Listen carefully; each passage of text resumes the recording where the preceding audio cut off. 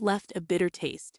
It was evident she had her eyes on my husband's wealth, despite her protestations of love and loss. Emma seemed to believe I'd leave immediately after my husband's passing, but I stayed.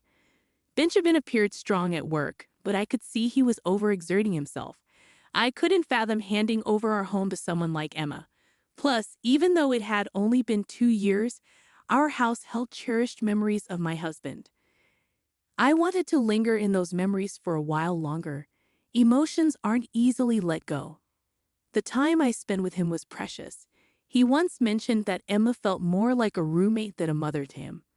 She was frequently out, sometimes not returning until late when Benjamin was away on business.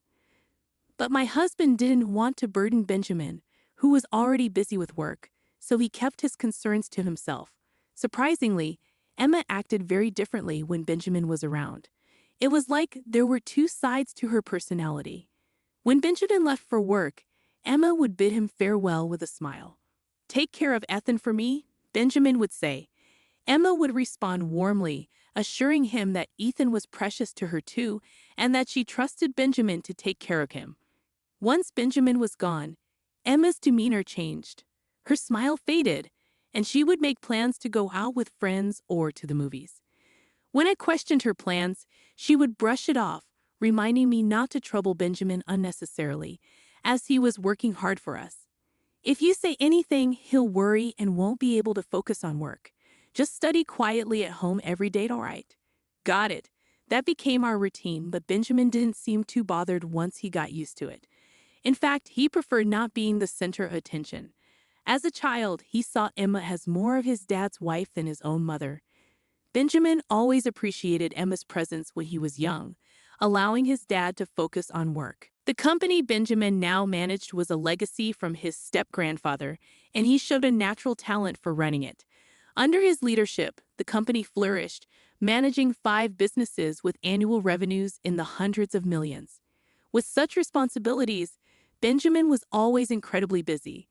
My husband used to tell me that Benjamin hardly had time to relax at home as a child. Seeing him exhausted from work every day, my husband didn't want to add unnecessary stress. He never mentioned Emma because he felt content and didn't want to bother Benjamin. He was always so relaxed about things. He never seemed like the typical heir to a big company. Did that ever bother you? Nah, not really. As long as she was home, I was fine. It gave Dad peace of mind knowing she was there so he could focus on work. And we never went hungry. There were always snacks. "I see." My husband shrugged it off with a laugh, never making a big deal out of it. I admired that about him. They weren't mean to me. They just didn't dote on me. Sure, Emma would throw some snide comments my way from time to time, but I brushed it off as typical mother-in-law banter. She was often out, attending events or hanging out with friends, so we didn't interact much. I wasn't bothered by her sarcasm. If my husband didn't mind, why should I? However, Emma's extravagant spending did bother me a bit given my thrifty nature. But since neither Benjamin nor my husband raised any concerns, I kept my thoughts to myself. After my husband passed away, seeing Emma enjoying shopping and luxury with a carefree attitude made me uneasy. "Emma, please try to support Benjamin. Even though he acts fine, he's really lonely," I pleaded. "Why should I listen to you? What's your motive? Are you trying to get into our family for inheritance? I've never even thought about that." "Well, Ethan's gone, so why don't you leave too?" "I'm not leaving. Benjamin said I can stay as long as I need to." Emma gave me an irritated look but didn't say more. She probably felt relieved that she wouldn't have to worry about me inheriting Benjamin's wealth. 3 years after my husband's passing, Emma's irritation towards me grew. Her sarcastic remarks became more frequent and cutting. Whether at home or in the office, I was always by Benjamin's side. Emma seemed to believe I was trying to manipulate him into giving me his fortune. It was painful to be seen that way, and I started to question if staying in a house without my husband was right. I could see Benjamin's struggles at work every day. Maybe it would be better for me to go back to my single mom's house instead of enduring Emma's sarcasm. My mom was turning 60 this year, and it had been 3 years since my dad passed away. I began to contemplate my future. When Benjamin collapsed, he was lucky to survive, but it seemed likely he would need ongoing care even after leaving the hospital. At the company, things didn't immediately fall apart because Benjamin had trained his successors well. However, Emma's attitude changed noticeably. He got what he deserved. He's been so tight-fisted lately. What do you mean tight-fisted? Our credit card limit has been reduced, and our expenses have been cut. Is the company struggling? I don't think so, Emma. It turns out you missed your husband's third anniversary ceremony last year because you were hungover from the previous night's wild outing, as revealed by the credit card bill. It appeared that Benjamin, who rarely intervened in Emma's spending, had finally taken notice. Missing their son's third memorial was a breaking point for him. In his anger, Benjamin decided to restrict Emma's access to money. However, she still received enough for a comfortable life, so there was little reason for complaint. Benjamin himself mentioned concerns about the company's finances. Losing Ethan hit him hard, and things took a turn for the worse. Benjamin said that? Don't act ignorant. You're aware too. How does losing one son justify jeopardizing the company? I genuinely didn't know. And yet he's telling people, despite his condition, I'll rest at home and live a long life. He's been saying the doctors predict he could live to be 100. Well, that's positive news. It's not as positive as you think. If he needs care for that long, it won't be easy. Emma's nostrils flared as she launched into a rant about Benjamin. Hearing her describe him as dull and annoying left a bitter taste in my mouth. After all, who had been funding her luxurious lifestyle? Even if Benjamin's company was struggling, couldn't she at least offer him support? But then Emma said something even more shocking. I've decided to divorce him. What? Just think about it. The company might be in trouble. What if we end up in debt?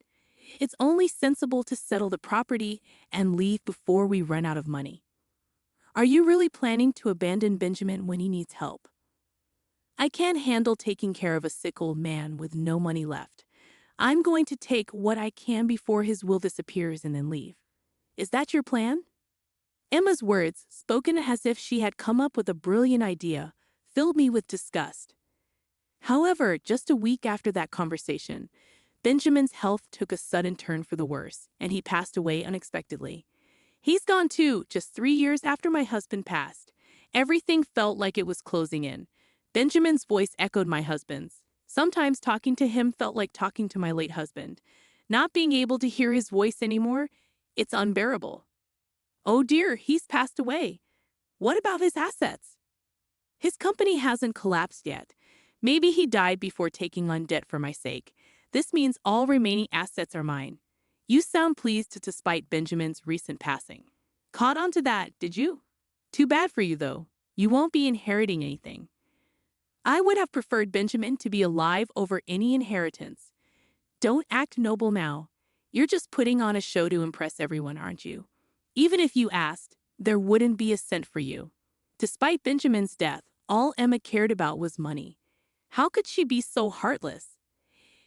It saddened me even more to think about Benjamin's plight. So, you won't be attending the funeral. What? Are strangers not allowed? Understood. 2 days later, Benjamin's funeral took place quietly, in accordance with his wishes for a simple service without the grandeur of a company event. Afterward, I noticed several missed calls from Emma, but I chose not to return them. Despite her persistent attempts to reach me, I remained silent.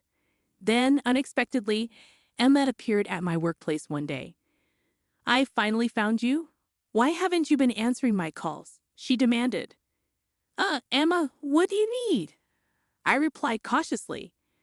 Why are you avoiding me? I was told to leave the funeral home. You should have been the one excluded. I called you numerous times that day.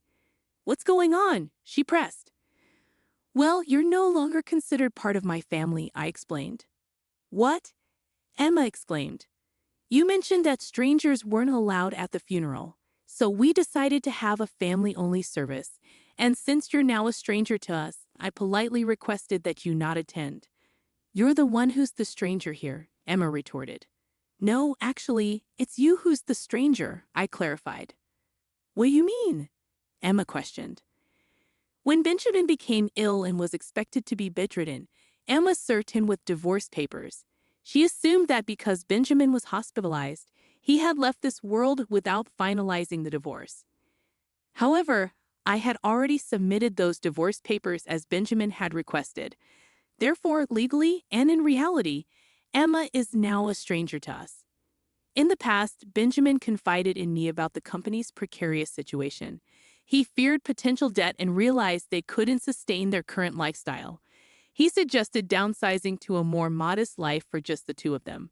He hoped Emma would support him through this, allowing them to stay together. However, Emma's response was cold and indifferent. "Perhaps it's best to separate before debt becomes a burden," she said. 1 month after this conversation, Benjamin collapsed. Despite waking up, he knew his health was deteriorating. He confided in Emma, explaining that he might have to relinquish control of the company and rely on her for care. As expected, Emma suggested a divorce, likely aiming to secure assets before any debt accumulated. However, Benjamin had already made plans. He had donated most of his personal assets and appointed new leaders for his companies, leaving little for Emma. When he informed her of this, Emma was shocked. "So, I won't receive anything?" "Well, technically, there's not much left." "I did leave a few $100s in savings," Benjamin admitted. "A few $100s. That's hardly anything." Even though Benjamin had informed me of his plans beforehand, hearing it directly from him made me realize the extent of his thoroughness. It was evident that he was determined not to split any property with Emma. Perhaps it was Emma's behavior after her husband's passing that spurred Benjamin to take such decisive action.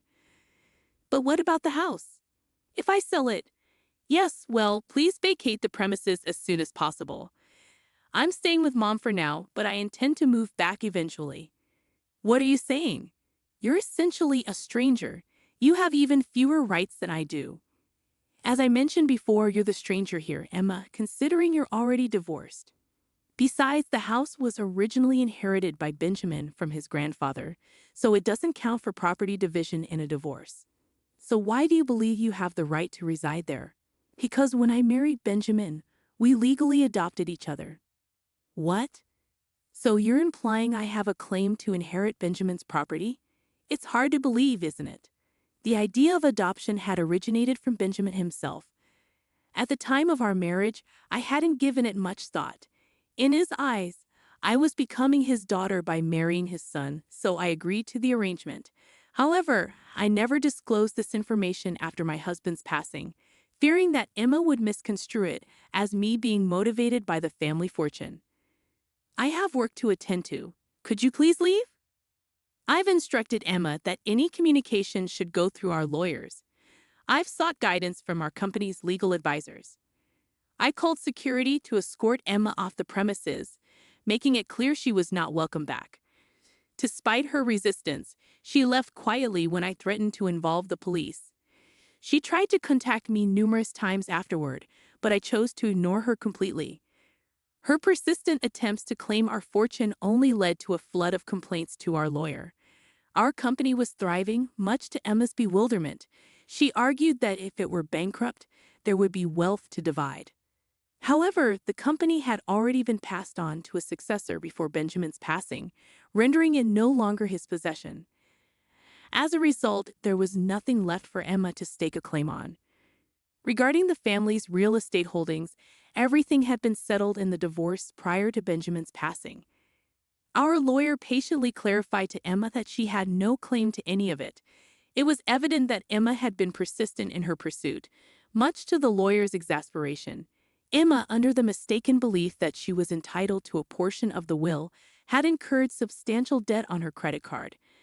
Now, she found herself burdened with the task of paying it off, working multiple part-time jobs from dawn till dusk.